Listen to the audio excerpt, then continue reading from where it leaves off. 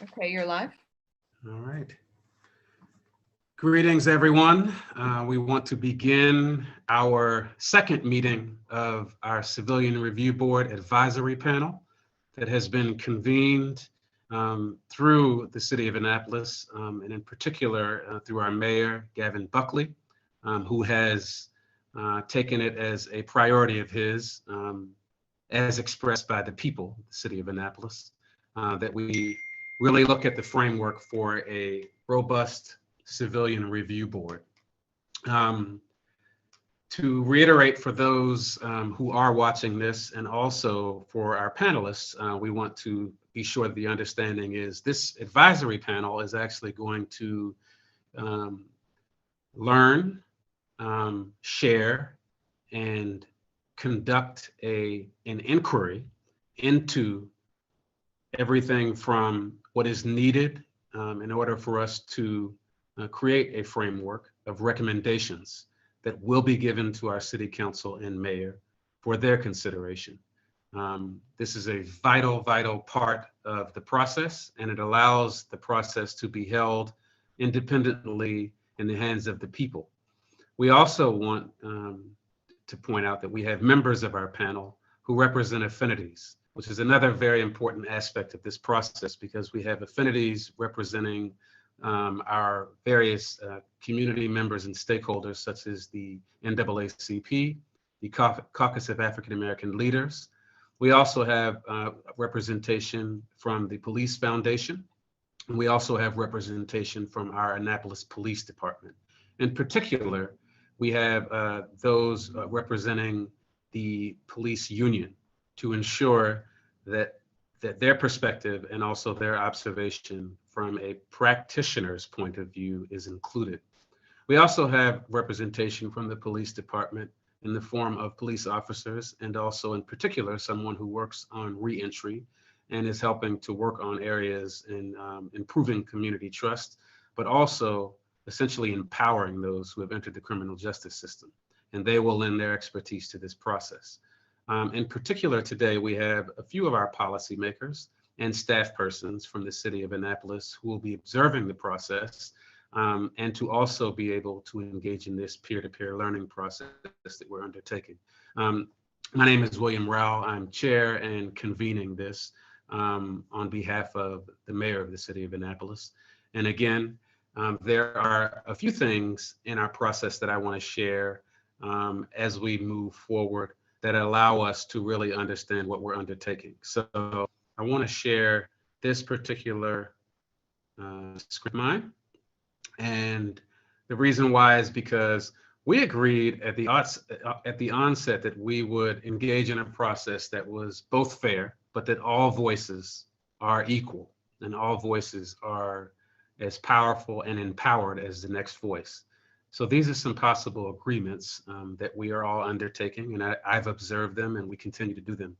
The first is be present and to limit distractions in other work, which is very hard to do in the times of COVID because a lot of us are home, but at best is a consideration. The other is practice equity by sharing the floor. The other is recognize listening as an active form of engagement, followed by assume good intentions, but acknowledge impact. Next is what's learned here leaves here. What's said here stays here. And that means we basically get permission to tell someone else's story, because perspective is extremely important, and we want to honor that. The other is to engage openly and honestly and practice vulnerability and also authenticity. The next one is strive for intellectual humility and be willing to grapple with challenging ideas and to hold our opinions lightly, which is very hard to do a lot. If you think I already know this, then ask yourself, how can I take this deeper? What new insight or application can I find? I'm almost done. The other is recognize how your social location, an example of that is race, class, gender, sexual orientation, and ability, informs your perspectives and your reactions. Also, you want to notice your own defensive reactions and attempt to use these reactions as entry points for gaining deeper self-knowledge. Use curiosity as a tool. Differentiate between safety and comfort. Accept discomfort as necessary for anti-racist, anti-oppressive growth. Also, maintain awareness of natural or imposed power dynamics and imbalances. Celebrate that no one knows everything, but together we know a lot.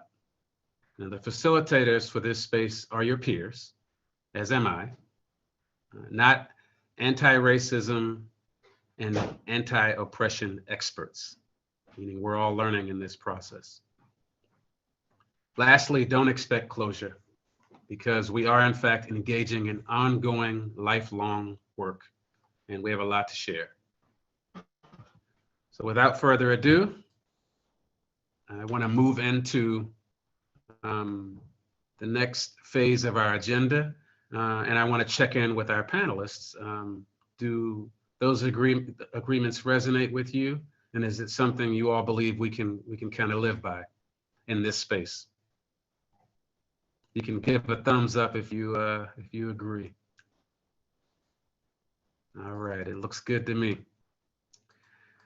So today, as was expressed in our curriculum and our training kind of trajectory in the course of us arriving at recommendations, the first thing we needed to do was learn more about the overarching bandwidth and overarching like structural pieces of civilian oversight. And so I'm happy and really excited about having someone who not only does these trainings for this group right here, but essentially does these trainings all over and has done these all over. And so it gives us an opportunity to really do some learning from someone who, I will coin an expert, and someone who has experience in this area. So our facilitator today is Brian Corr, and he's the immediate past president of the National Association of Civilian Oversight of Law Enforcement, which we call NACOL. And NACOL is a nonprofit organization that works to enhance fair and professional law enforcement responsive to community needs. It also helps increase accountability and transparency in policing and build community trust through civilian oversight. Brian has worked as executive secretary of the Police Review and Advisory Board for the city of Cambridge, Massachusetts since September 2010, and as executive director of the city's Peace Commission since 2008. The Police Review and Advisory Board is the city's civilian oversight agency, while the Peace Commission works with other municipal agencies, communities of faith, nonprofit organizations, and the community as a whole. What they do is they build connections and strengthen relationships, promote positive dialogue, and foster understanding while coordinating compassionate community responses to support recovery and healing in the wake of traumatic events and violence affecting Cambridge and its residents. One really good thing to note is that along with his work with NACOL and along with his work with the city, he has been certified. He's a certified practitioner of oversight. He also holds certifications in group crises intervention and post-traumatic stress management, psychological first aid. He's completed the police chaplain 12 core courses training through the International Conference of Police Chaplains. He's also completed a 35-hour train the trainer session in trauma-informed policing, which we're all really excited about because a lot of our core issues in the city in relation to mental health and substance abuse really gets to the core of that. He graduated with a BA in Russian literature and language from the University of Michigan in 1986 and has completed the negotiation and leadership course at the program on negotiation at Harvard Law School. I want to bring to you all Brian Corr. Thank you, Brian. All right. Well, thank you, William, for that Incredibly gracious and far too long introduction. I gotta put some shorter bios out there on the internet. But in all seriousness, thank you very much, and thank you for the invitation. There's a lot I want to share, so I have a slideshow, but before I start that, I just want to, I don't have much more to add about myself. I think just so people know, I've worked in municipal government here in Massachusetts for almost 13 years, but before that, I spent my, about 25 years in nonprofits, things like the American Civil Liberties Union, where I was the first organizer here in Massachusetts, and did some work on police misconduct in a city called Lawrence, Massachusetts. And I've worked at different nonprofits over the years, really all around creating social justice and better communities. So I've done this in a lot of different ways, and it's been a real privilege to do it here in my city, but also to be able to be involved in NACOL. So I want to say a little bit about NACOL, and then I'm going to jump into a presentation. And I see a finger. Is there a question or? Yes, Brian, I wanted to really quickly. Please.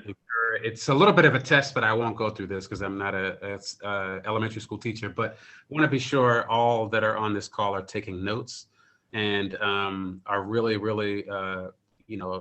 being sure they're tracking. Exactly. There you go, Carol, to ensure that they're tracking what's being said, because this is knowledge we want to capture. So thank you. Excuse my interruption. Oh, not at all. I'm here at your service, at the service of you and your community. So I think there's a lot I could say about NACOL, but the short version is we are the National Association of individuals, communities that do this work, people who are doing work like I do, where I run a civilian oversight agency, people who are on my board are part of the NACOL family. We have community groups. We also have people that are doing work in internal affairs. We do, if you're a sworn current law enforcement officer, you have to be an associate member, which we welcome. And we really work to have a big tent. So we have everything from people who are lifelong police officers and police chiefs to Black Lives Matter activists who are part of our association, because we all believe that ultimately we have the same goal. We all want safe and peaceful communities where people are treated with respect and dignity. And I think that's, if nothing else, we can all agree on that. And that's one of the bases for our coming together.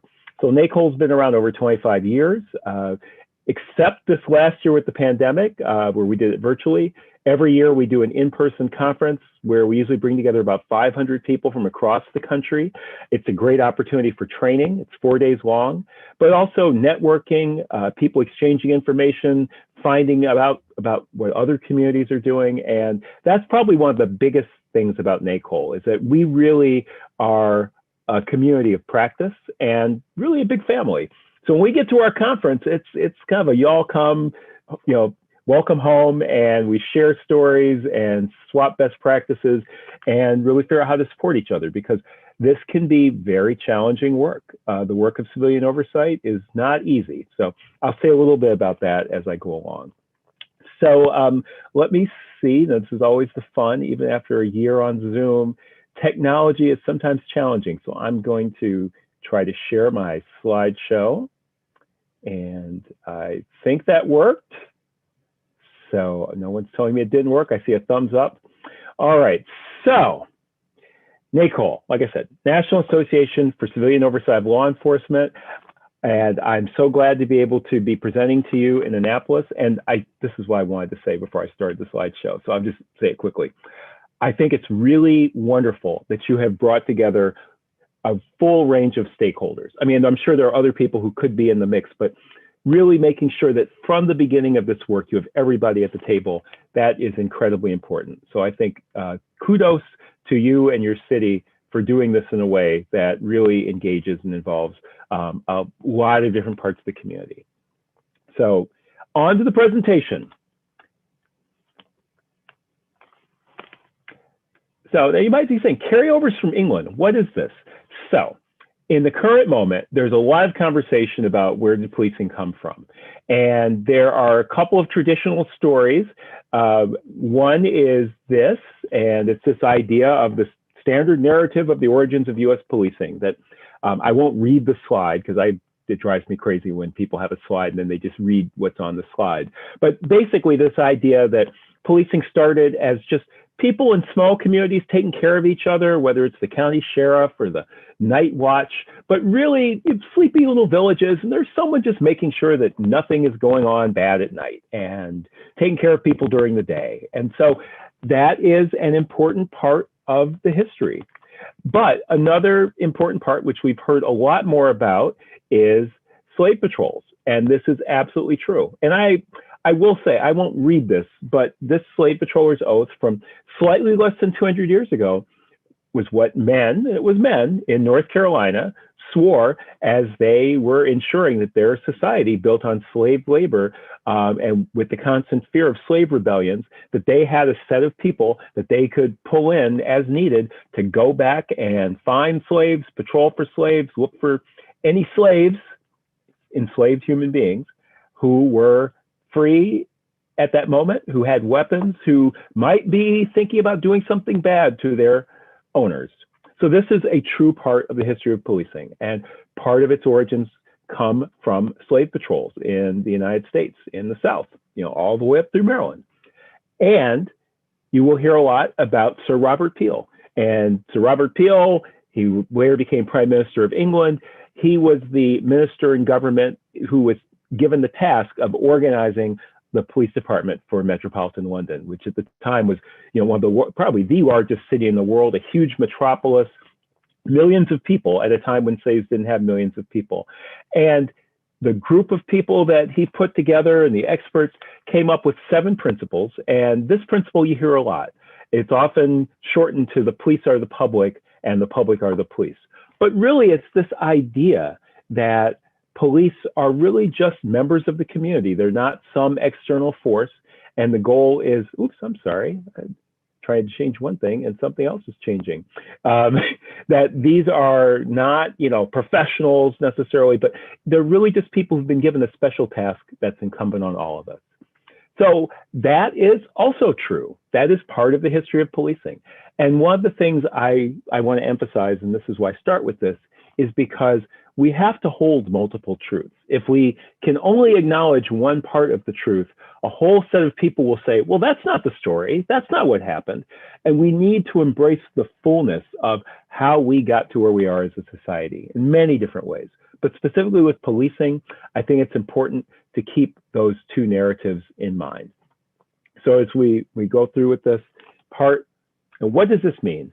So for me, in terms of civilian oversight, what this means is, as the slide says, some form of civilian oversight is important for strengthening trust with the community. Every community needs some form of oversight, I would say. Certainly not every community has it. Many more are looking at it, but I think that it's essential.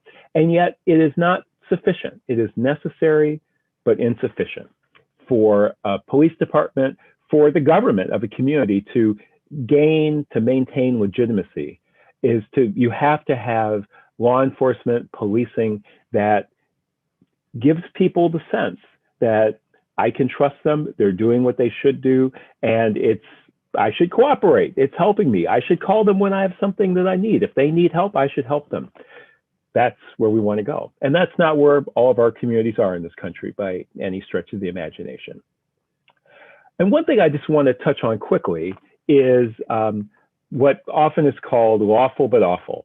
So one of the things that will come up in this work, and some of you may have already experienced this and other things, is there are times when something happens, people may be outraged or just even uncomfortable. And you look at the policies, you look at the procedures, you look at the training, the individual officers did what they were supposed to do. They followed their training, they followed the procedures, they reported properly, but yet the outcome is not what we want as a community. So one thing you can do is you can say, well, there was no violation of policy, and kind of wrap it up and close the books. But it's also important to look at what led to that, right? And I'm not just talking about what led to some terrible incident, but the idea of back-end accountability is really when something goes wrong, let's look at it, let's figure out what went wrong, let's see what kind of accountability, what kind of responsibility there needs to be. Front-end accountability is when you're looking at how to do things differently or how to do things in a way that gives you the outcomes that the community wants. And that can be an important part of civilian oversight as well. Every community does things differently. I'll say a little bit about that in a moment, but just keep that in mind, that oversight has traditionally been what went wrong, and we have been moving, and we continue to move into how do we set things up so that things go well. So a little bit about civilian oversight. There are, well over now 160 civilian oversight entities. And I say entities because some are boards, some are inspectors general, some are monitors, some are auditors. They have all different shapes and sizes. Most major cities have civilian oversight. At this point, Phoenix, which I think is the 7th largest city maybe, is the largest and the only city among the top 10 that doesn't have oversight.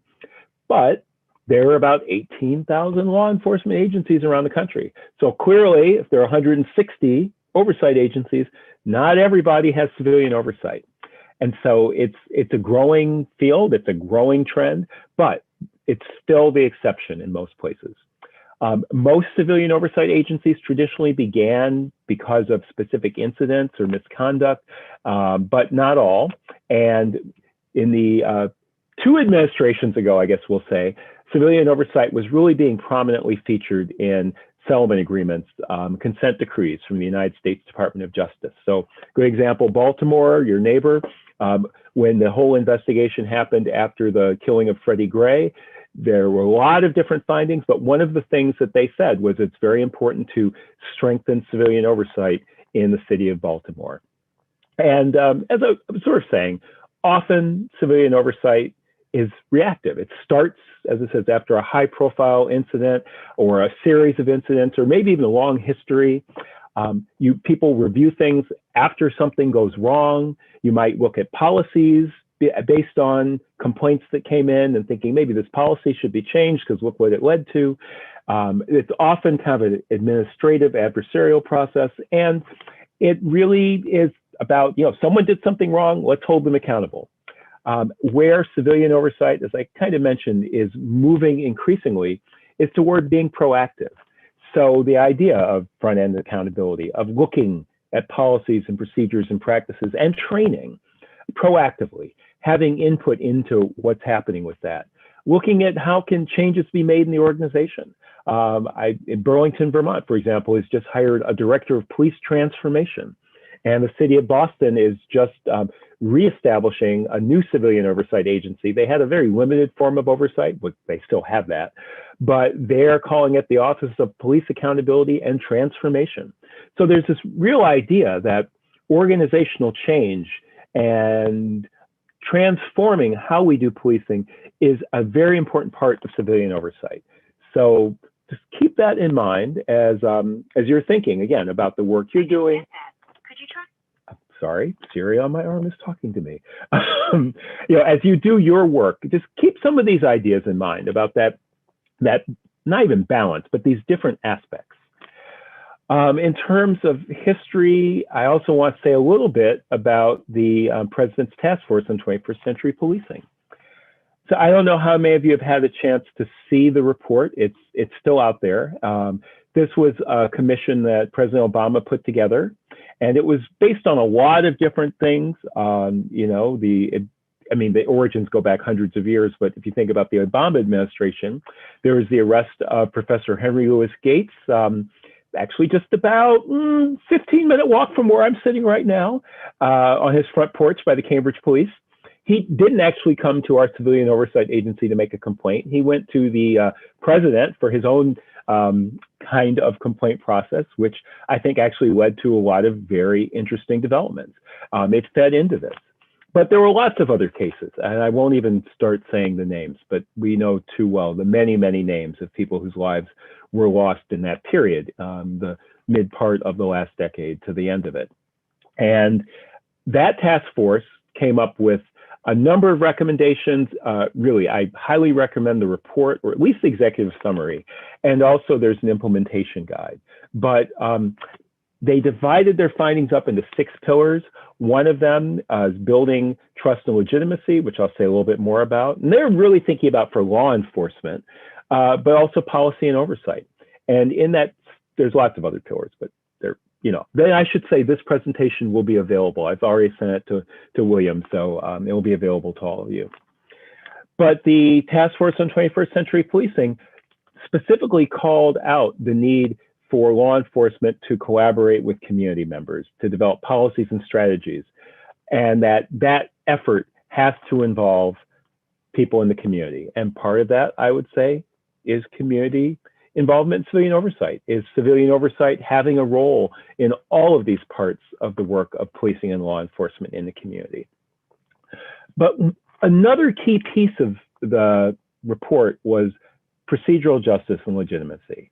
So procedural justice is a term that gets thrown out a lot these days, but it really comes down to four simple concepts: that people have voice, that they can participate, that they can be heard, that they feel that they are being heard in whatever process. And that's everything from you got stopped for a traffic violation or a potential traffic violation to very, very serious issues. But it's important that people have a chance to have their voice heard. And that's part of why I so appreciate the process you're going through. Neutrality, that people have to believe that the people making these decisions are unbiased and neutral, that you can trust them to do the right thing. The quality of treatment is very important. One thing I've heard many police leaders and police officers talk about is this idea of, when you stop someone for a traffic violation, if you are kind of rude and license and registration because you're trying to maintain control of the situation, and at the end of the interaction, you don't give the person the ticket, maybe you give them a warning or you just let them go. The traditional thing is like, well, they're happy because they didn't get a ticket. Whereas an officer who might be very polite and, excuse me, sir, thank you for stopping. I'm Officer Core. The reason I've stopped you is apparently you went through that red light. I need to see your license and registration, please. And the person gets a ticket. They are more likely to feel that they were treated with dignity and respect, and that interaction was okay, even though they didn't like the ticket. So this is part of the idea of how you incorporate procedural justice into your work as a law enforcement agency. And it's also what builds legitimacy. So legitimacy is really this idea that people will feel that you're doing what you should do in the way that you should do it because that's your job and they trust that you'll do it. So it's very related to procedural justice. But it really is that thing that comes up when people say, well, people don't seem to think that the police have a right to do this. That people often, sometimes they may not understand the law, but a lot of times it just comes down to people don't feel that the law enforcement agency or officer or whatever the situation may be really is legitimate in their eyes. And you can look at legitimacy as coming from the law, from the rules, but an important source of legitimacy is really how people are treated, the quality of treatment, and it's not an easy thing.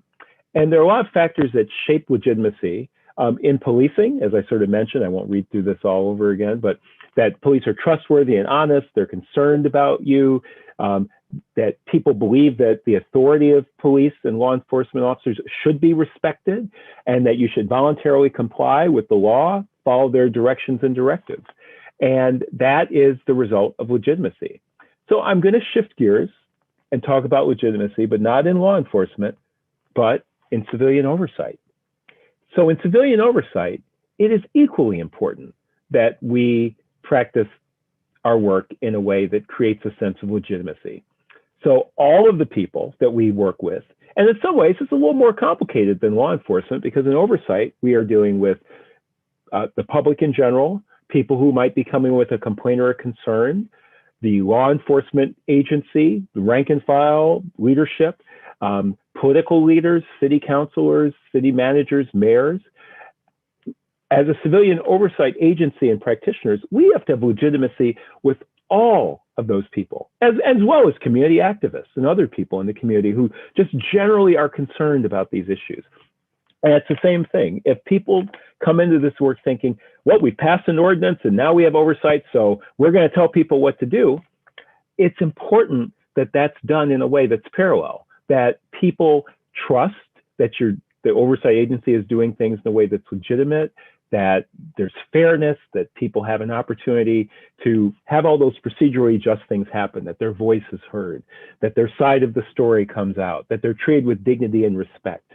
And that will end up giving you those same kinds of things where people perceive the oversight agency as legitimate and much more readily cooperate, are happy to do so because they feel they're going to be treated fairly and that this agency is working in the interests of everybody.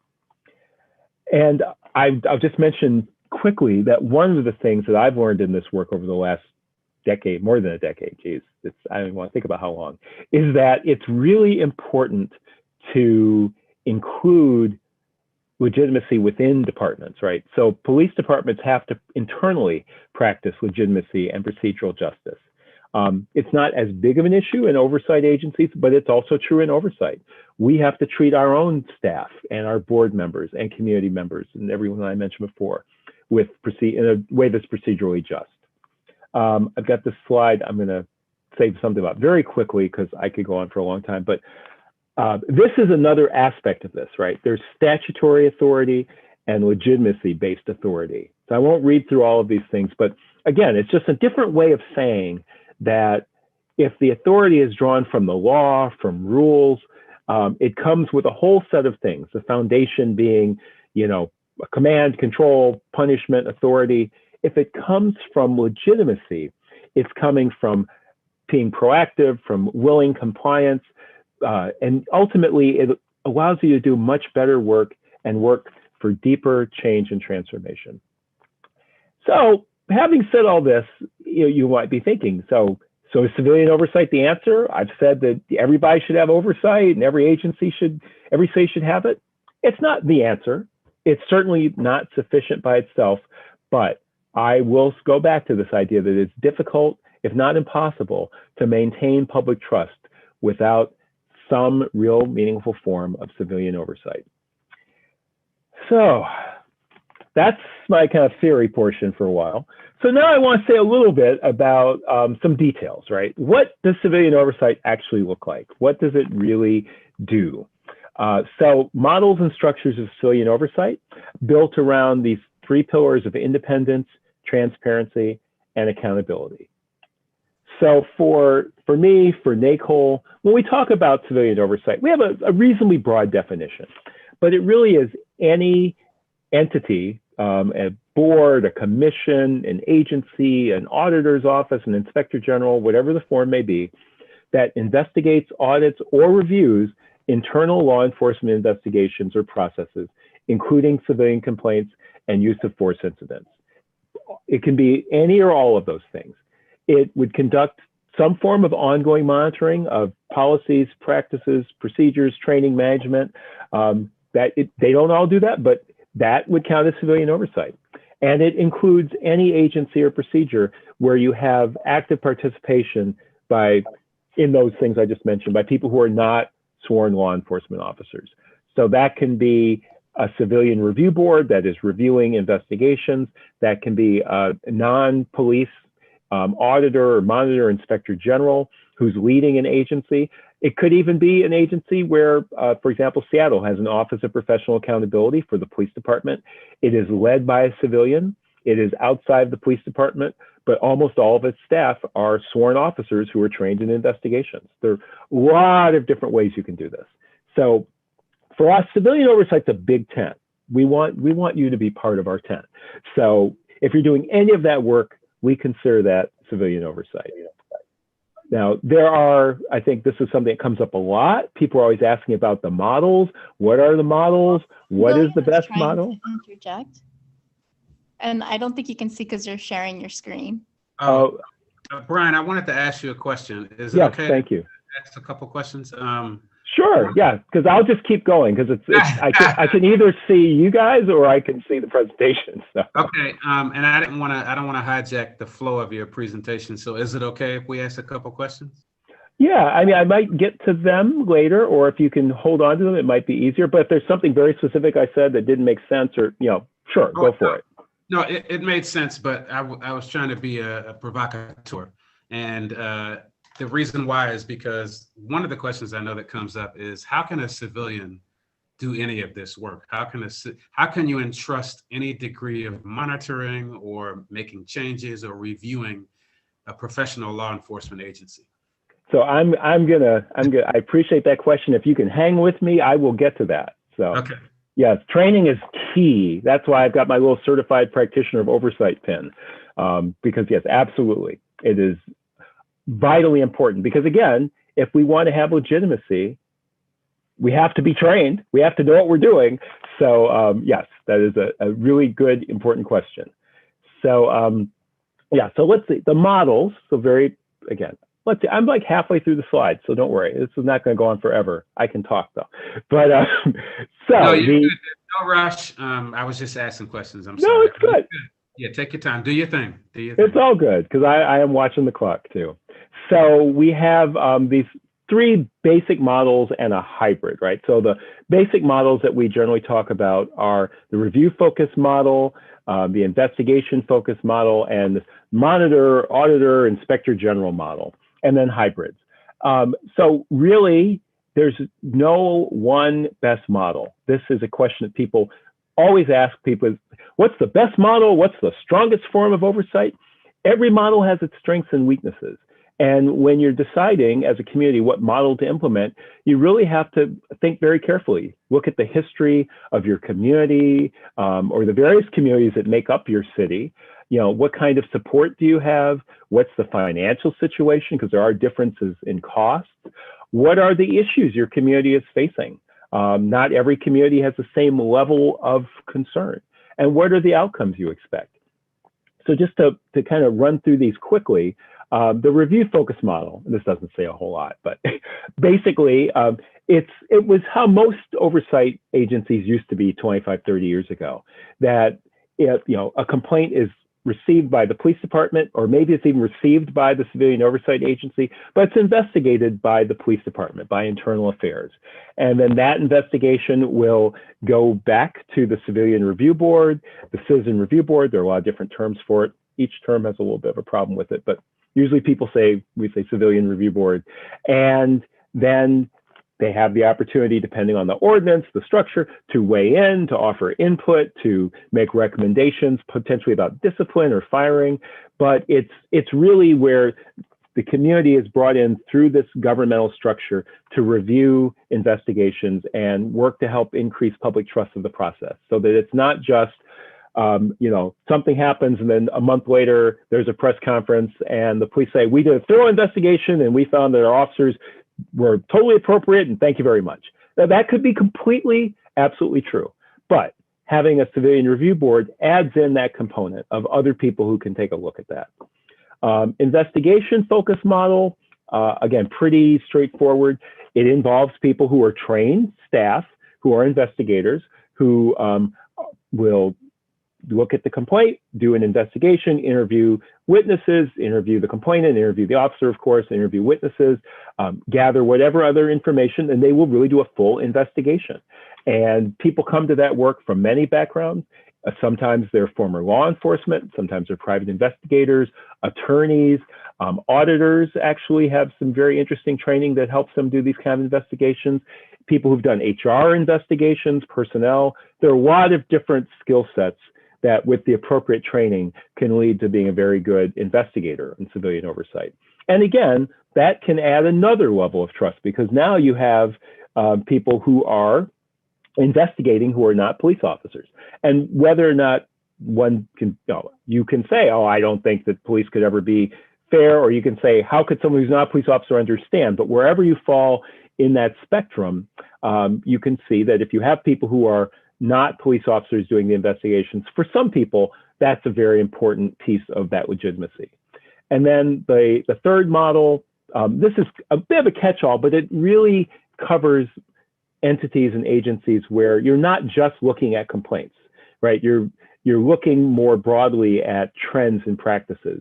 You might be doing systemic reviews, really doing performance audits or other kinds of audits to really understand what is going on and what can change that. And then I won't say a lot about that. The last thing I want to say is the hybrid models.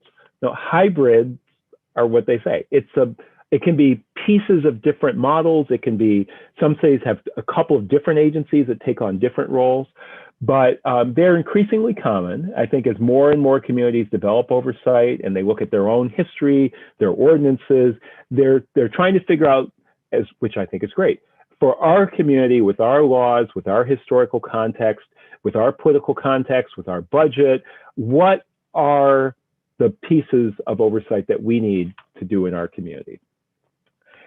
And to kind of go back a little bit to what, well, I guess to go back to a lot, to what Will was asking me, I think one of the most important things that we have to do in this work is establish credibility, tied to all the other things I mentioned. But so again, maybe I will just read this quickly. So here are some key things, right, that I think you, your community, the law enforcement agency should be able to expect from an oversight agency, that the people involved, staff and board members, are familiar with police practices, investigations, and to some degree with criminal law and criminal procedure, right? We're not talking about people being trained to go into a courtroom, but to have a basic understanding of how that works, and specifically in your own context, because every state is different.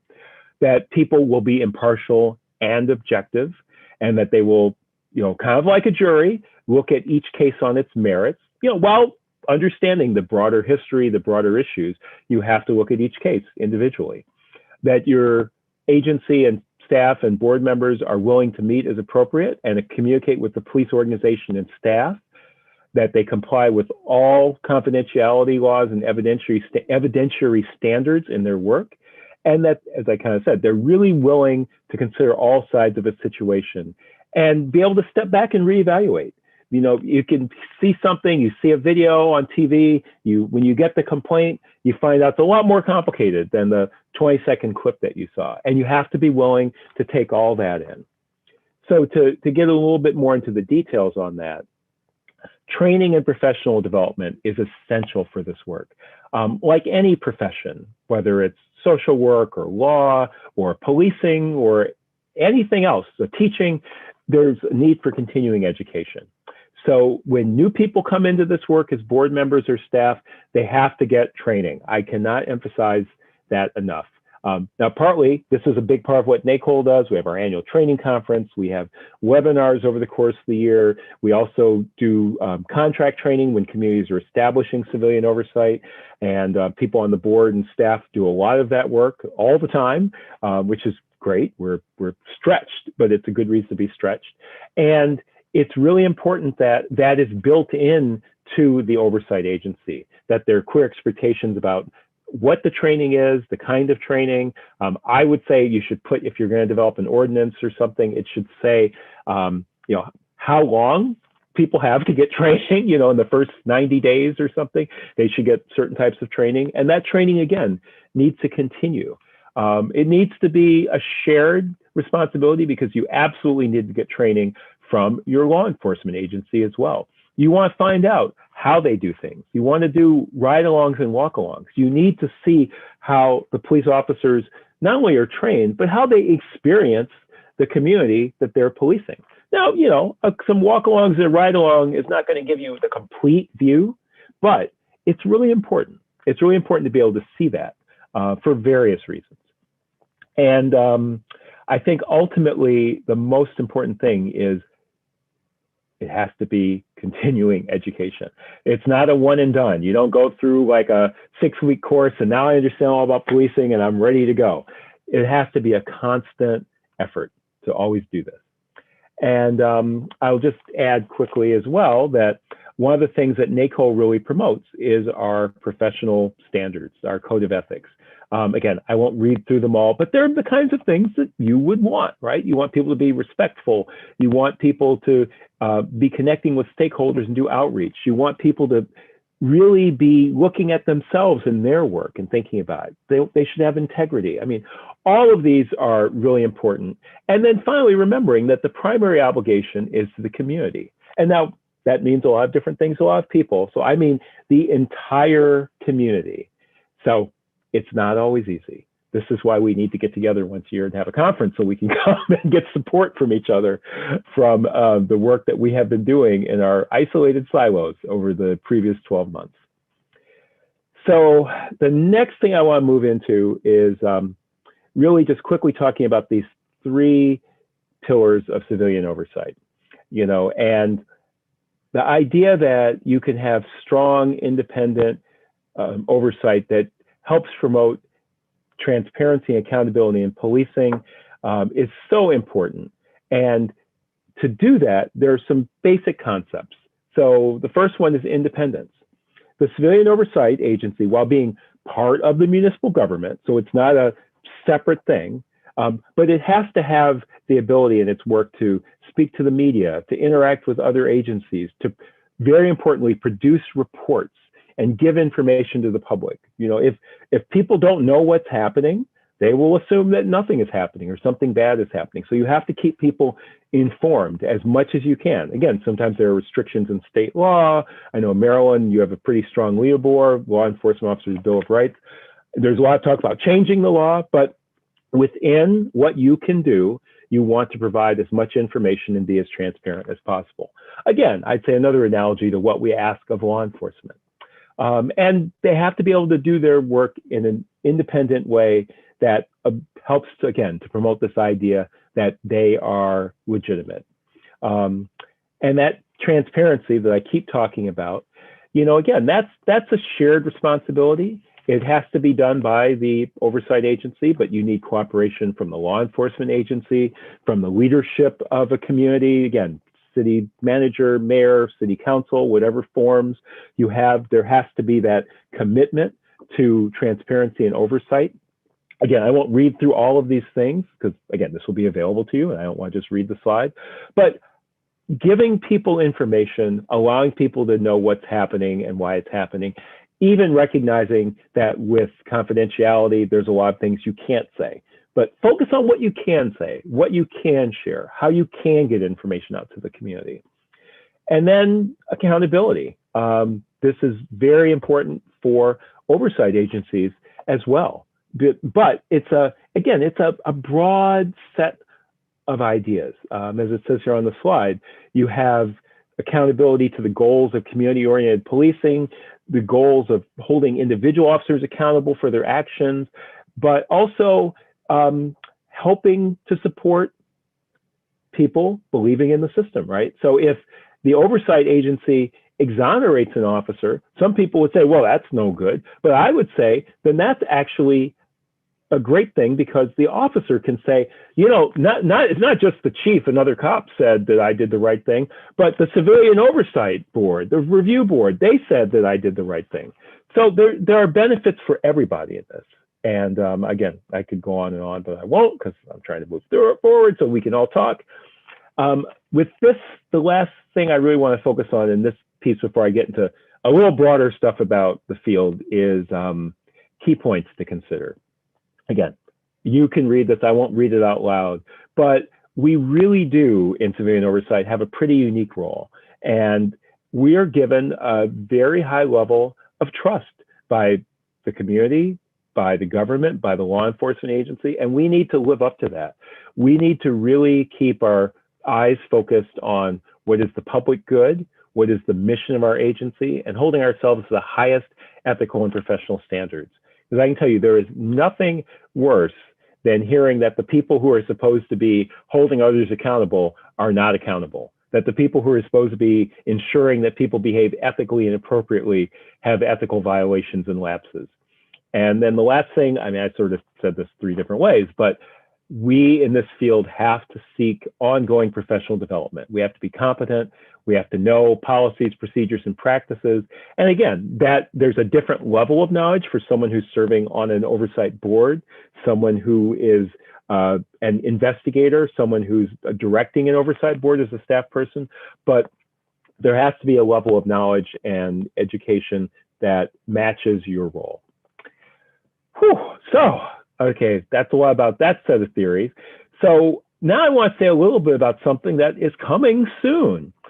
So I'm very glad that under the Obama administration, one of the recommendations of the task force was that there should be more research into civilian oversight to demonstrate its effectiveness and what is effective in oversight. So we, NACOL, applied for a grant in 2016, it's 2021. It's been a long road, but we did get a grant, and what I'm about to share with you are preliminary findings from this report. So it's a report on the state of the field and effective oversight practices. It's on the way out. We've been talking about trying to get it out for a long time, and with the change in administration, I think it's going to come out now. So we're very excited. Now we also we have the right to release it on our own, but we're working to make sure that if possible we can release this along with the Department of Justice and have their imprimatur on it. Imprimatur. And so in this report, which hopefully will be out within 2 months, we did 9 case studies of different cities around the country with different models of oversight, different sizes, including my own. We have this report that we've done based on that. We are revamping a decision-making guidebook for communities that want to establish and strengthen oversight. And we are developing an online interactive toolkit. Basically, you can go onto our website and you'll be able to just find models of oversight. Which cities have oversight? What kinds of oversight? What authority do they have? What system do they have? And it's really exciting. So we have been working. We started this before I was president. I served 3 years as president. I'm now more than a year after that, and it's been a long road. But it also means that we did some great work.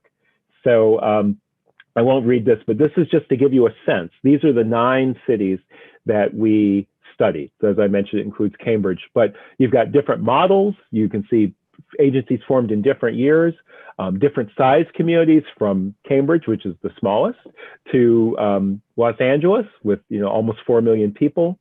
And so there were really a range of cities that we looked at. We did site visits.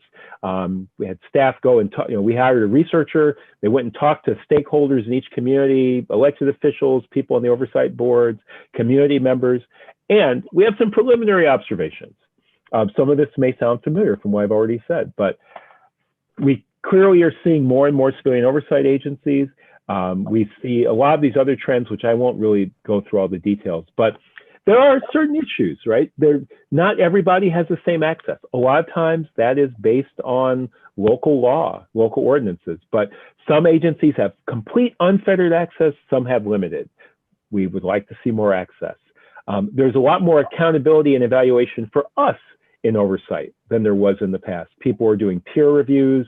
Some people get regular reviews and performance audits, but that's a growing part of our work. And of course, front-end accountability and procedural justice and legitimacy are really important. So these are some of the general observations. And one of the things that we did was we really tried to distill this down. And then there's a lot more detail behind each one. But we developed 13 principles for effective civilian oversight. Again, they're pretty straightforward in a certain sense, but independence, clearly defined and adequate jurisdictional authority, because we've definitely seen agencies where people were not clear, whether it's the community or maybe people in the agency, about what the authority and powers were. And then there's a lot of disappointment because people are expecting that A, B, and C will happen, but it turns out that the ordinance or state law only allows B. And then people are very upset that we're not doing A and we're not doing C. And so that's very important. As I already mentioned, unfettered access is a really key principle. Having access to the law enforcement executives and staff that's doing internal affairs. It's a really important part of the work. Again, I won't go into lots of detail, but it's tied to full cooperation. As we think about how we connect back with the community, there has to be sustained stakeholder support, right? You have to have those people in your community that are interested in oversight there with you and for you. There's got to be adequate funding, which is, I know we are in the midst of a pandemic and budgets are tight. So both, as you're thinking about creating oversight, figuring out what is sustainable in your community, but then also ensuring to the extent that you can, that it gets the funding it needs. I've already talked about public reporting and transparency, policy and pattern analysis in agencies that have the capacity. That's a really great thing to do. Not everyone can. I mean, you need specialized staff. So again, if you're talking about a city of 4 million people, it's a little different from a city of 100,000 people. Community outreach, community involvement, both really vital. Not the same thing, but both really vital. And you have to have people understand that there's confidentiality, anonymity, and that there will not be retaliation. That's one of the things that in my own work, I hear people are just afraid. They're afraid if they make a complaint, will it get back to the officer? Will the officer do something to me? And you have to be able to assure people, and that's from the oversight agency and really from the entire administration, that people will be safe in making complaints. And then procedural justice and legitimacy. So now, I've just listed off 13 things as I'm getting toward the end of this. Now, am I saying that you want to create an agency that has all 13 of these or it's terrible? Absolutely not. You have to figure out which of these is an appropriate fit for your community. And that means you need to think about the history. I know I say this over and over again, but what is the history of Annapolis? What is the history around policing? What are the issues that you've faced in the last few years, in the last 50 years, in the last 400 years? You know, how, like when I did a presentation in Baltimore, one of the things I really wanted to talk about was how the history of Jim Crow in Baltimore and the history of being founded as a city with enslaved people as part of that in 1729 has led to part of where they are today. You know, so it's really important to look at all those aspects of history as you do this work. And you really want to be thinking about what are potential unintended consequences. Now that's kind of a big giant thing, but here's an example. Some places people have said, we need to elect the board. We don't want anyone appointing them. We want them to be elected by the voters so they really represent the community. And one of the challenges can be that suddenly, if it's an elected position that has real power, well, now you see people start to have an influence on that. So in New York City, there was a proposal to have the Civilian Review Board be elected. And in the end, people turned it down because if you turn it into an election, it becomes political in and of itself. And they've got 4 strong police unions who were ready to get involved in those elections. And that was not what the community organizers who were pushing that model were thinking. They sort of thought, hey, we're great at organizing. If we have elections, we'll just get all of our people elected to the board and it'll be really diverse. So think about unintended consequences. Mm-hmm. And so really that's, I guess the last thing I'll just say about that is you have to really ensure that as you do that thought, that thinking about those consequences, you are involving multiple stakeholders. So just to go right back to that, you really want to bring everyone into this conversation. So as I come to a close in my speed slide presentation, I would really like to end with this, because as much as I can talk about the law and structure and procedural justice and training, it comes back to this for me, these 2 things. So on one side of your screen, you see this image, nothing about us without us is for us. And this came out of South Africa. It really was popularized in the disability rights and youth rights movement, but it's so true. And often when people see this, I think their first thought is, that's right, the community I'm part of, we need to be part of this. But it's not just the community or communities I'm part of, it's everybody. And then the other side of the slide, this is a pretty well-known quote. If you have come to help me, you are wasting your time. But if you have come because your liberation is bound up with mine, then let us work together. You know, it's often attributed to someone named Lilla Watson, and she, before she died, she let people know that it wasn't hers. It was the community of activists in Queensland, Australia that she was part of that came up with that. So if I could leave you with nothing else, nothing about us without us, it's for us. And that means everybody in Annapolis. And if you've come to help me, you're wasting my time. So with that, I'm going to end this long presentation. I will put this up here for a moment, but again, this will be available to you. So, you know, you don't have to jot it down real quickly or anything, but I want you to know that I am available. I support this. And more importantly, NACOL is available. We are so excited to have new people joining our field, joining our work. And it is just a passion of all of us. So with that, I'm going to try to stop sharing my screen and go back to the world of human beings. So I hope that was interesting. I can't wait for your questions and discussion. And really, I so appreciate that you've asked me to come and be part of your work as you develop oversight in the city of Annapolis. So thank you very much. Well, thank you, Brian. And I do, I'm not sure if I mentioned that I first saw Brian in Detroit at the NACO conference. And there's just a wealth of, you actually need like a month of a conference to, there's just so much information and you learn so much. And most importantly, as Brian pointed out, is it's really a lot of peer-to-peer learning because you're meeting people who are actually practitioners, right? And I thought it was really interesting because as we convene as a panel and as I have conversations with people in Annapolis, there's so many preconceived misconceptions, which I understand because who understands really when you say oversight or you talk about civilian review boards. And so the one thing that surprised me even at the conference was, remember, there's police chiefs, there are police officers, there are just lawyers, there's people who work in all aspects of criminal justice, of everything. And what you find is there's a groundswell for people to begin to unpack some of these things and improve systems. Would you agree with that, Brian? Sorry, I had muted myself. No, absolutely. And, and I'll just add that, and it's not just those people. I mean, again, we have community activists, we have people who have been victims of police misconduct, who lost family members. So it's really a range, but we all come together with this generally shared goal of working to make our communities safer and more just. Right. So I want to, so that I don't speak too much because I have a million questions that are leading questions that I'll be lobbing at you, but I want to hear from our panelists, and I want for them to be able to pick your brain and ask you some questions. So you can unmute yourself if you do have comments, observations, or questions. Is there anyone of our panelists? I see Eric's hand is raised. All right. I listened to your 13 steps, and the thing that impresses me that is needed most is speed. Now, I didn't see that in your 13 steps.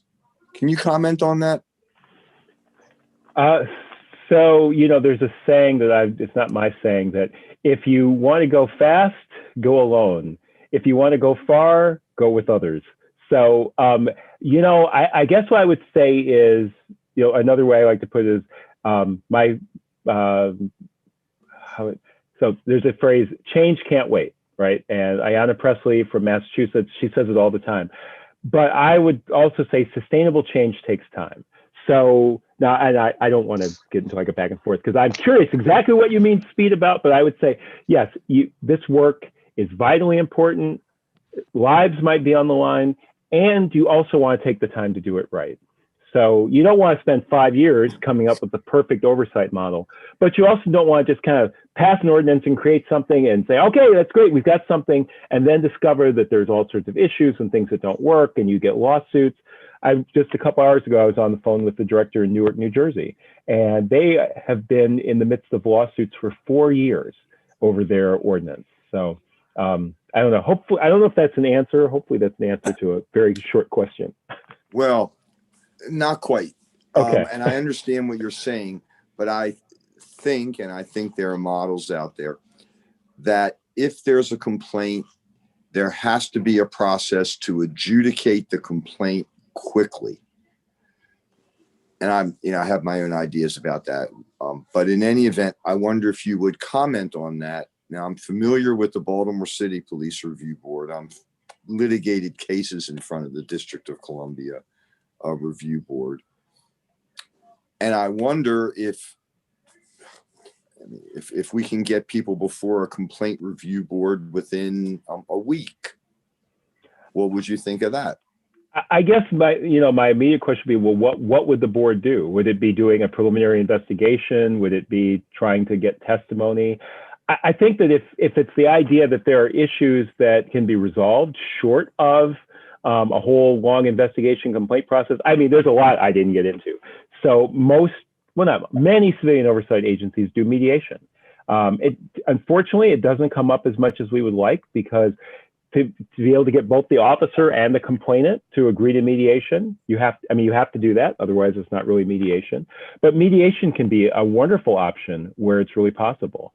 You probably want to have some guardrails around that, right? If there's certain types of things you don't want to mediate, but there are certainly things where it's about conduct, interactions, where mediation can be very powerful and actually do much more to restore what happened than to just find someone did something wrong and that's great. Now that we said they were wrong. So I think there are lots of other ways that things can be resolved, but I don't know that you can. I'm having a hard time getting my head around the idea of a process where, okay, the complaint comes in, a week later, the person's or the complaint is before the board and you're doing something with it. Yeah, I mean, I want to jump in because the good thing is, and the value of this process is, we will have people from, let's say, the Baltimore City Civilian Review Board, and others who, again, who actually take those complaints in, and they can kind of unpack their process for examples of models. Because as you know, and as Brian pointed out, there's countless models. There's all iterations of what a civilian oversight body would look like. And the awesome part is we get to kind of break down all of those different models and what they look like. And so to your question, Eric, I do think the expeditious part of it and the timely part of it would essentially depend on what the process is for that, that body of people who are looking at complaints. And really, to Brian's point also, the intersection between that and their relationship with the police department, the police agency and internal affairs. So thank you so much for answering that question, Brian. I see Carol. Hi, Brian, Hi. thank you so much for a fantastic presentation. I learned so much, and I'm really anxious to learn so much more. Thank you. Had inquired with Dominic about attending the police academy as I think it's 7 weeks or 7 months. And then they suspended it for COVID. But I think you're right about learning so much, and there is so much to learn. But the thing that in going through the presentation is that we're going through a mind shift in terms of law enforcement. Mm-hmm. And I think that when we get to that point, as we evolve, that police officers and people in law enforcement, when they have the values and then implement, that there's a reward for that performance manifests that they've come to serving the community. And so I think that, in a police mindset, not that I know it completely, but it's the promotion, and then they do this, and then they serve 10 years, and then they get their pension. And there's these steps, rewards, how they do their job. And I think when we get to the accountability stage and officers who do a super job, that it becomes part of the metric for measuring their performance. And I know we've all heard about officers who have multiple complaints and they're still out there, multiple violations of citizens' rights and they're still out there, and tragically could end in the death of a citizen. So I just, I apologize for this convoluted question, but I'm just hoping that part of this whole evolution includes rewarding officers who really, exemplify this evolution in thinking and serving our community. And that becomes part of their assessment. Okay. Yeah. Yeah, I mean, to be honest, there's not a big question there, but I think it's a really great point. And, as you think about the role of whatever you create, having a role for that, and it's everything from, receiving commendations, not just complaints, to, looking at the training, looking at the policies, talking about promotions. Maybe there's some involvement in promotional panels. Now, again, every state has different laws, and I know it varies, but thinking about how can a civilian oversight agency and board play a role in promoting positive policing, in helping to ensure that those who are really doing what the community wants are moving up the ladder. And yeah, so I think that's a really important point. And it's a broad thing, but it's a really great way to be thinking about not just how do we fix bad stuff, but how do we promote what we want. So I love that. Okay, so we have a couple people in the queue. I want to add that another awesome part, so these are all plugs of this process, is we will have the police department and police officers who will talk about their process internally, and actually some things that they're working on, and you know, ways that they're, you know, approaching community trust, so that we can kind of you know, really learn what their experiences are, and also some of our new work that's happening in our new kind of police department where some awesome stuff is happening. So I want to call on Reverend Marguerite Morris, who has her hand up. I think you're on mute still. There you go. Good evening, and I do apologize for being horribly late. But I just wanted to say, first of all, thank you, Mr. Bryan. I'm Reverend Marguerite Morris, and I've had the opportunity to work closely with Nicole Susan Hudson. She was our keynote speaker last year. And I just wanted to say that the resources that your organization has made available in this process are priceless. I want to thank you for that. I want to thank you for the things that are available on your website. And it's just been, I just want to say it's been awesome. And I thank you for being here and look forward to gathering more information as we work through this process. So thank you very much for that. Well, thank you, Reverend. And I do know, I remember Susan was very, very excited to do that event with you. So thank you for inviting her, and thank you for the kind words. I appreciate it. All right, and so next up we have Ms. Roque. I'm trying to find her on my screen, but can you unmute yourself if you? I can't find you on the screen. I'm assuming. Oh, I think that person looks like she's not here or he's not here. Okay. I saw that too. They are a representative from CASA, so that was a comment and question I really wanted to capture. So, and you know, maybe we'll loop back if she jumps back on. Does anyone else have a question, comment, observation in relation to our training? Can you raise your hand if you do? Okay, I want to hear from Rhonda McCoy. There you go. Good evening, Mr. Core. Good evening. And so I was kind of wondering because I am a William will tell you that I'm a devout fan of auditor inspector general models. And so I'm kind of wondering if in your travels, have we thought about kind of renaming, you know, what this process is? And I'm saying that, you know, being former law enforcement, and we have law enforcement, you know, in the house, and what I always want to believe is, or want to say is that, you know, we want these agencies to not adapt to civilian review boards, but adopt it as a philosophy. And practice it, you know, believe in it. And one of the things that, you know, you know, as we go along, and people call it oversight. And I love the words quality assurance, you know, so take these cookies, you know, we have these cookies and there's all these labels on these cookies and it says that they're organic and, you know, all the things in them. And what I try to tell law enforcement officers is that the police department, you know, has policies, procedures. It says a lot of things that, you know, hey, this is what we'll do. But never before has there been anybody to do what happens with every other entity in the world. Someone coming for quality assurance to ensure that you're giving me what you know, what we said, what is in this box is what is in it. What you said was in this box is in this box.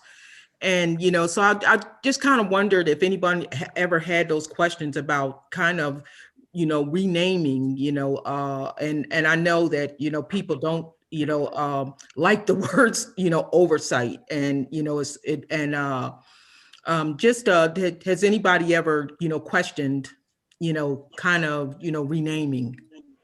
Yeah, no, absolutely. It has come up. I'll say not everyone will understand, but I'm actually, even though I'm not law enforcement, I'm an active member of our Noble chapter here in Massachusetts. So, which is the National Organization of Black Law Enforcement Executives, a progressive entity in the world of policing.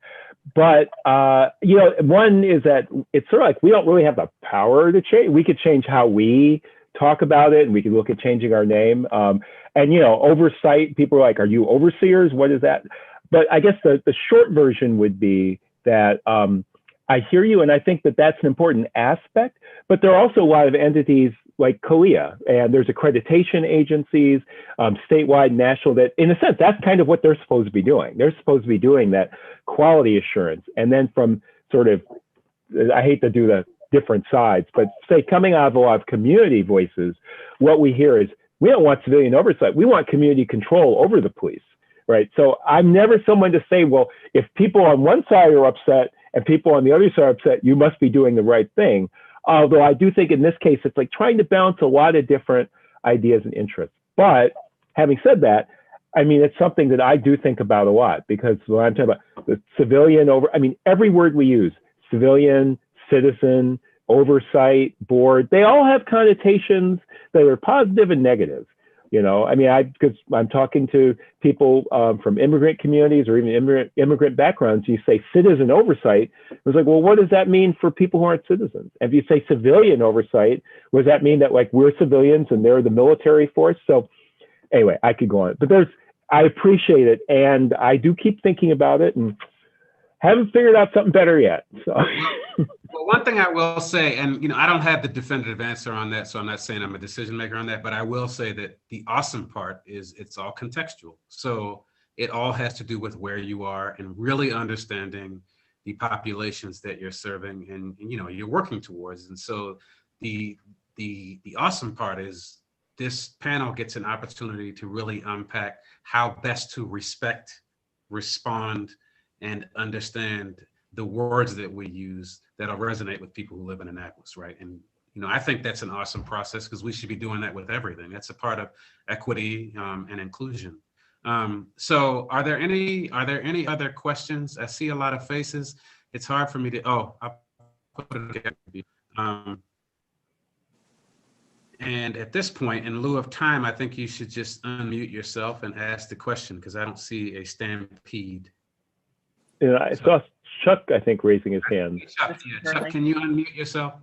Oh, yes, thanks. Oh, he's mute. He's unmuted. Yeah, there we are. As others have said, really excellent presentation, thoughtfully put together, well delivered. Three areas that are touched on by a lot of your points, but not really mentioned, are recruitment and training and leadership. Are there any lessons from either the 100+ review boards or Nicole's great work that would help us in those areas? And let me just clarify, are you talking about that in the Civilian Oversight Agency, in the police department, in both? When you review policies, for example, the mayor had a task force that a number of us were on for recruitment procedures to try to screen out folks that, and obviously there's a lot of effort that the law enforcement does already in that, to screen out those who really don't deserve a badge or a gun. Right. And then, what kind of training in terms of bias and the rest has been successful? And then finally, what kind of leadership for the culture of the agency has been most effective? Are any boards that have looked at those kind of policies? No, that's a good question. Off the top of my head, I don't know specifically, although it's hard for me to imagine that, especially some of our auditors and monitors have not looked at those sorts of things. And then I can just, this is going to be an incomplete answer, but I can say from my personal experience, in Cambridge, the last 2 times we've hired a police chief, I was part of the interview panel. We also had community members. And I think that it's very important to have some connection in that level of leadership and that type of hiring. I've also been part of promotional panels for the command staff, as well as other people from state departments. So there are different ways to do that. I do think that, to your bigger point, recruitment is huge. And training is also huge. So I think any oversight agency worth its salt really does need to look at the training, participate in some training. I think citizen police academies are great, but what you really want to do is be able to go to the training academy. I mean, I realize we can't do that right now. And you want to observe some of these trainings, and not to do gotcha, but partially to understand, but also then, maybe you do have some suggestions, because on the one hand, there's a real aversion in many fields, including law enforcement, to outsiders coming and judging us. And I get that. I feel that way too.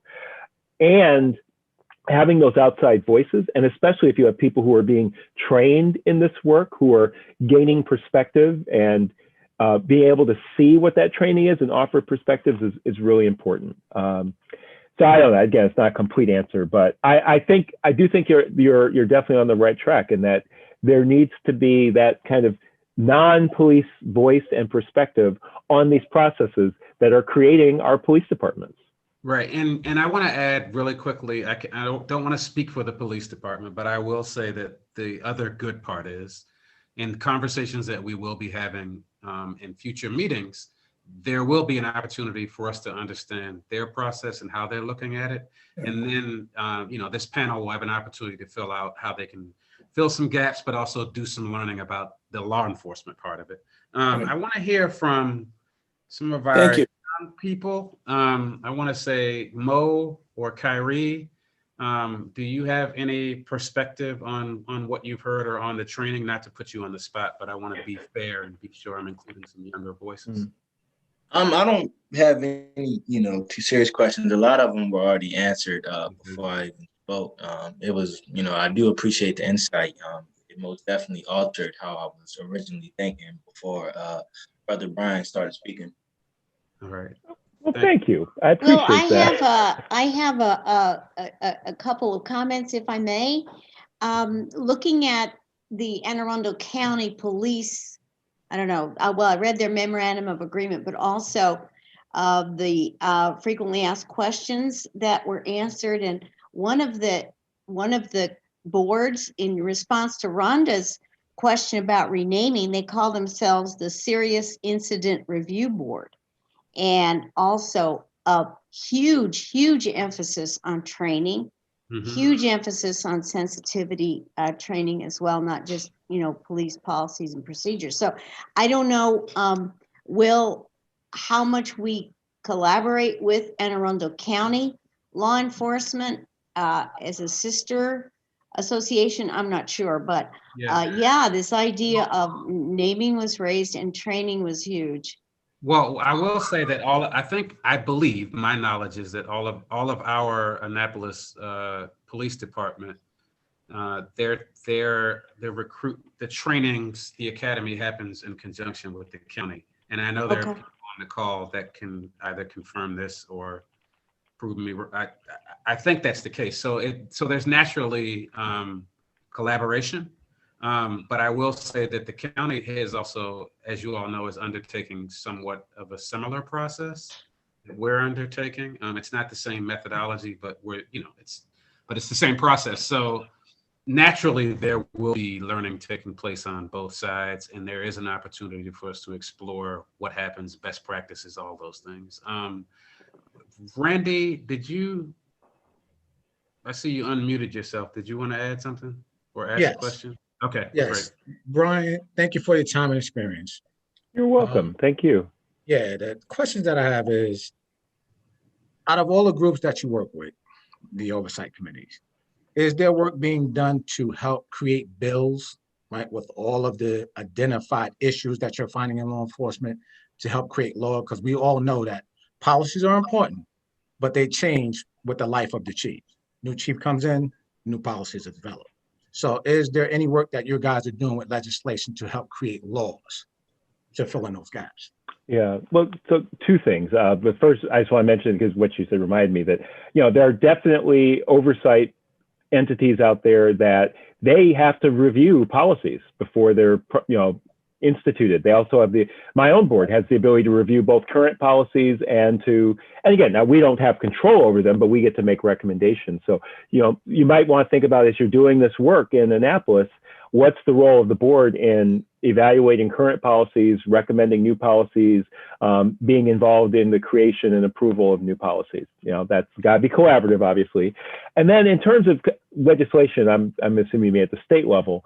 You know, so one thing about NACOL is we have 2 full-time staff. So it's amazing how much we do with 2 full-time staff. And we've talked about trying to figure out what's going on at the state level, which has really increased a lot in the last couple of years. But yeah, we don't have a comprehensive way of looking at all the different state legislation. And you know, and again, every state is different. So I know in Maryland, I know there's been the number of different pieces of legislation to address, you know, some of the issues around the Baltimore Civilian Review Board and the Law Enforcement Officers Bill of Rights and some of the restrictions that puts in place around civilian oversight.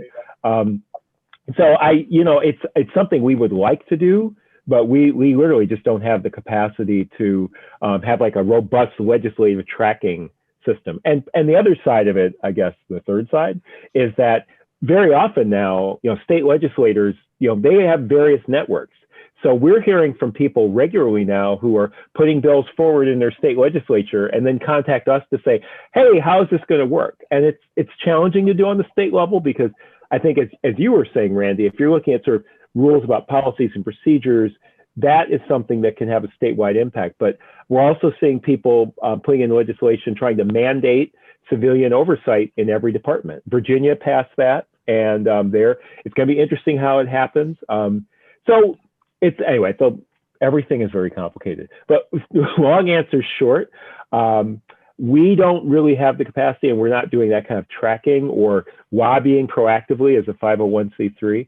And it is a need, and people are working on it all over the country. So, I will say this, and thank you for that thorough answer, Brian.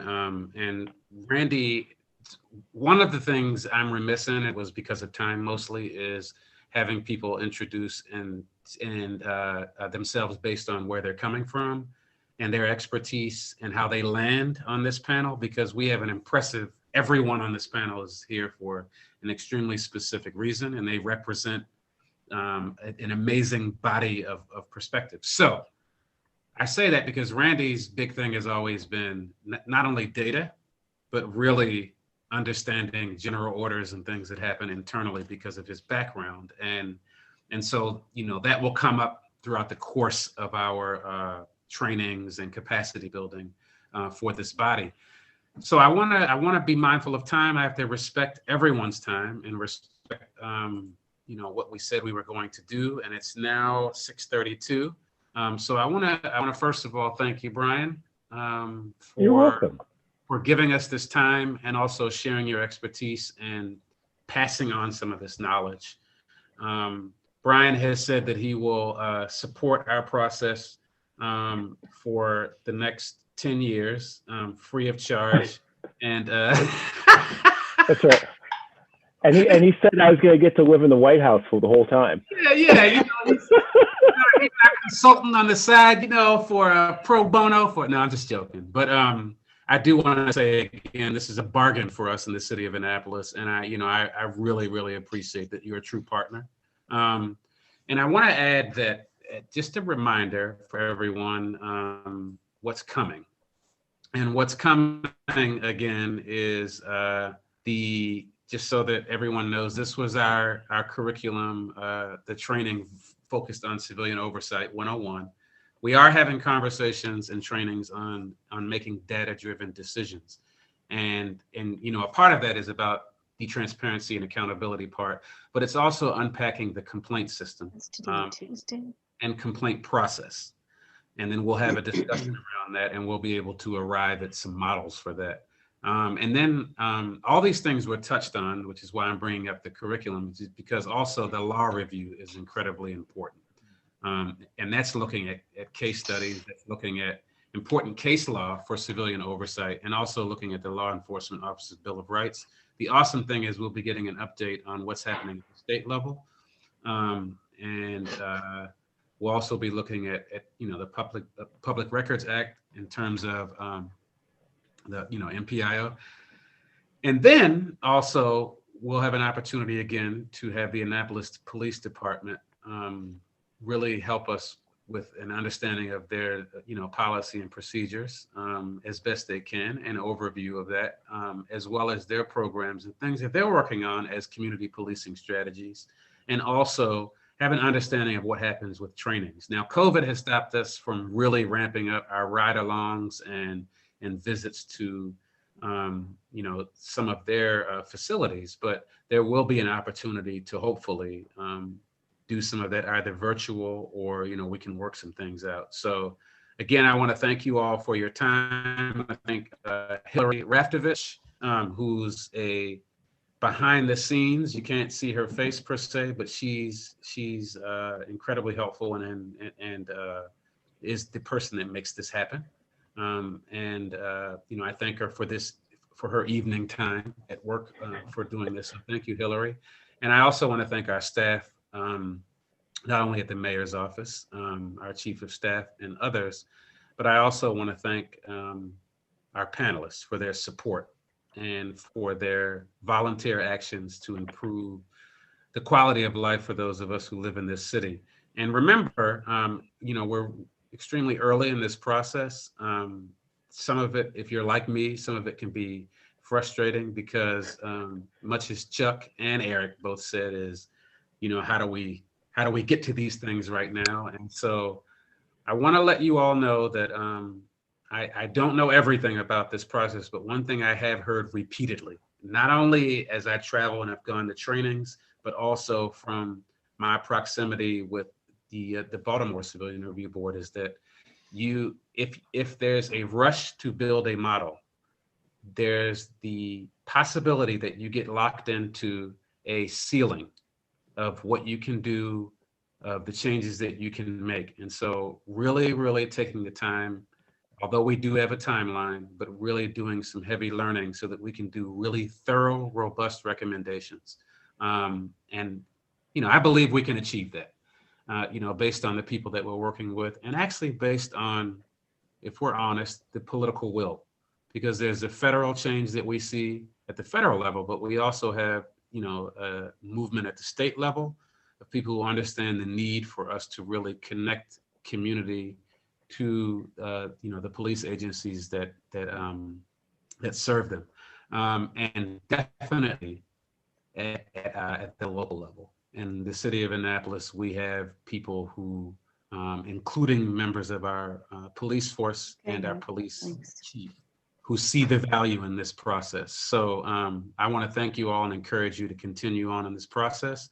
Are there any last questions before we jump off, or any last comments? You'll have to basically unmute yourself and just speak because I can't see everyone. Forgive me, Will, but I just wondered, do you have an anticipated schedule? Are we meeting every other week, every week?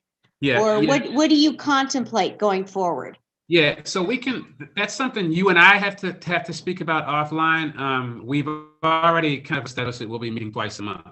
But what's happening is we're having to base it on everyone's schedule. So we've been taking it, meeting by meeting to ensure that we're not, taking up too much of people's personal and family time, because we have a time of 5 p.m. that we must meet because of boards and commissions and the Open Meetings Act. So we'll connect on that. We usually do it after this meeting. We'll begin communicating when our next meeting will be. Okay. Okay. Thanks. But you and I need to speak. Are there any other comments? Officer Horn, Robert Horn, I see you there. I haven't heard from you, but I thank you for being on here. And Alderwoman Pendel, I think. Yes. Oh, good.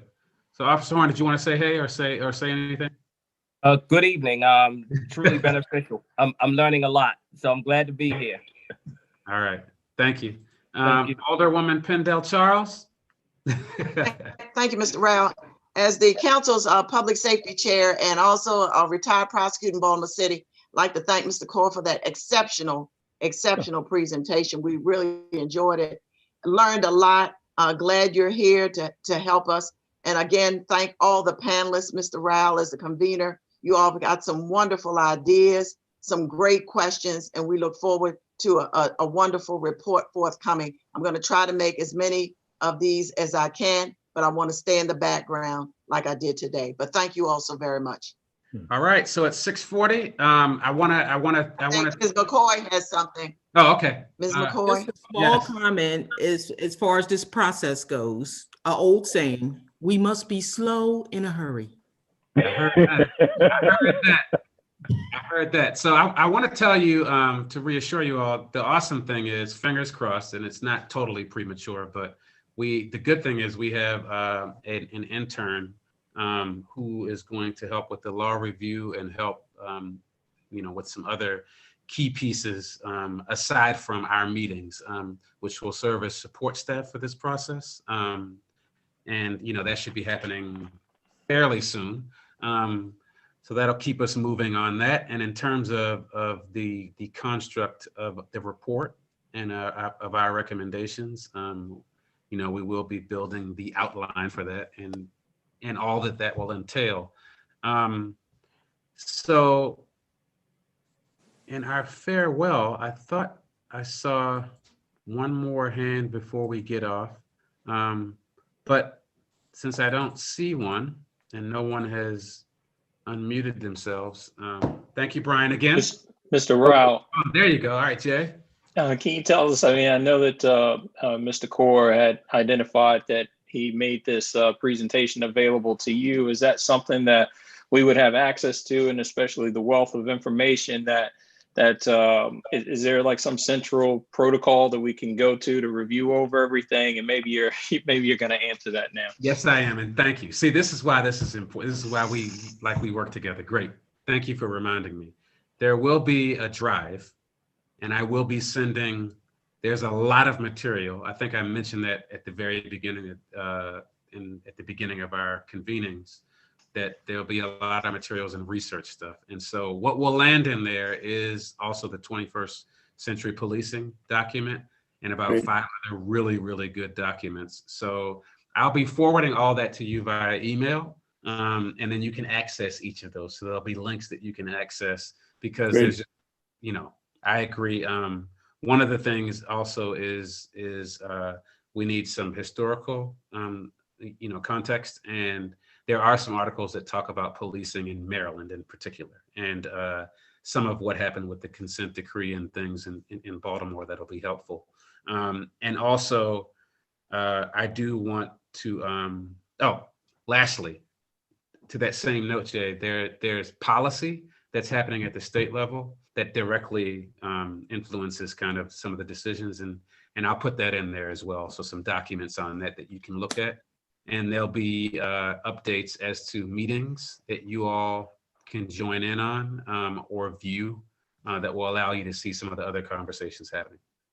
So thank you. And I'll just add very quickly that I just sent William a PDF of the presentation, so you guys can have that. And I think I sent like 3 other PDFs which talk about the effective practices, and that will go into some more detail that you can look at in your leisure about those ideas I talked about toward the end of the presentation. And since I'm talking, I really just want to thank you all for your kind words, for listening, for sticking with this till the end, and most importantly, for being part of this work. In this time of national, whatever you want to call it, just know that the work you're doing both will address problems, but also make things better. And really, there will be people that look at the work that you do in Annapolis, probably across Maryland and in other states, there will say, wow, this is amazing. How are we going to do the same thing? So in a positive way, just know that eyes are on you and that you are doing work that is deeply, deeply important in this time. So thank you all for what you're doing.